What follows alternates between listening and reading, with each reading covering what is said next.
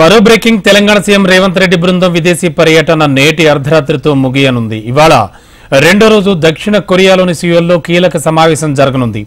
పెట్టుబడులే లక్ష్యంగా సీఎం రేవంత్ బృందం విదేశీ పర్యటన కొనసాగుతోంది. హెన్ రివర్ ను రేవంత్ బృందం పరిశీలించింది. మూసీ నదిని ప్రక్షాళన చేస్తామని రాష్ట్ర ప్రభుత్వం ప్రకటించింది. అయితే హెన్ ప్రాజెక్ట్ తరహాలో అభివృద్ధికి సాధ్యాసాధ్యాలను రేవంత్ బృందం పరిశీలించనుంది. విదేశీ పర్యటన ముగించుకుని రేపు ఉదయానికి రేవంత్ రెడ్డి హైదరాబాద్ చేరుకుంటారు. ఇదే అంశానికి సంబంధించి లేటెస్ట్ ఇన్ఫో మా కరెస్పాండెంట్ ప్రవీణ్ అందించడానికి సిద్ధంగా ఉన్నారు. ప్రవీణ్, మొత్తానికి విదేశీ పర్యటన సక్సెస్ఫుల్ గా ముగించుకుని ఇవాళ రాత్రికి తిరిగి వస్తున్నారు సీఎం రేవంత్ రెడ్డి అంటున్నారు. హైలైట్స్ ఏం చెప్పుకోవచ్చు?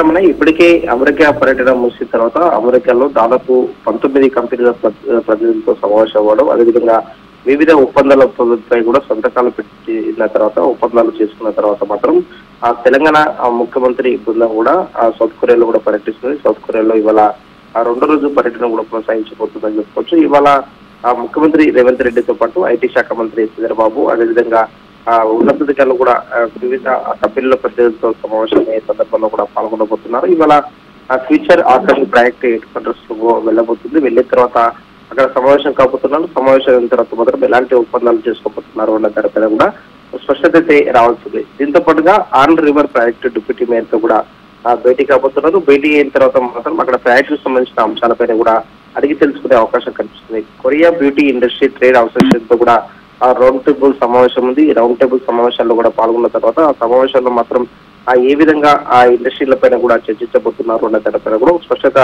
రావాల్సింది. దీంతో పాటుగా మధ్యాహ్నం లంచ్ టైంలో కూడా సామ్సంగ్ ప్రతినిధులతో కూడా భేటీ కాబోతున్నారు. భేటీ అయిన తర్వాత మాత్రం హైదరాబాద్ లో ఏ విధంగా వాళ్ళ కంపెనీకి సంబంధించిన సంస్థలు నెలకొల్పుతారు అనే దానిపైన కూడా స్పష్టత వచ్చే అవకాశం ఉంది. దీంతో పాటుగా ఎల్జీకి సంబంధించిన ఎలక్ట్రానిక్స్ సీనియర్ లీడర్షిప్ లతో చర్చలు జరపబోతున్నారు. చర్చలు జరిపిన తర్వాత సామ్సంగ్ హెల్త్ కేర్ యూనిట్ తో కూడా భేటీ కాబోతున్నారు. భేటీ అయిన తర్వాత మాత్రం Samsung health care unit Hyderabad అదేవిధంగా తెలంగాణలో మాత్రం ఈ విధంగా అడుగులు పెట్టబోతుంది, ఏ విధంగా కూడా ముందడుగు వేయబోతుందనే దానిపై క్లారిటీ ఇచ్చే అవకాశాలు కనిపిస్తున్నాయి. దీంతో పాటుగా ఆ కాల్టెక్స్ కంపెనీ ప్రతినిధులతో కూడా చర్చలు జరపబోతున్నారు. చర్చలు జరిపిన తర్వాత కొరియన్ నేషనల్ స్పోర్ట్స్ యూనివర్సిటీని కూడా సందర్శించబోతున్నారు. Ramana, thank you Praveen.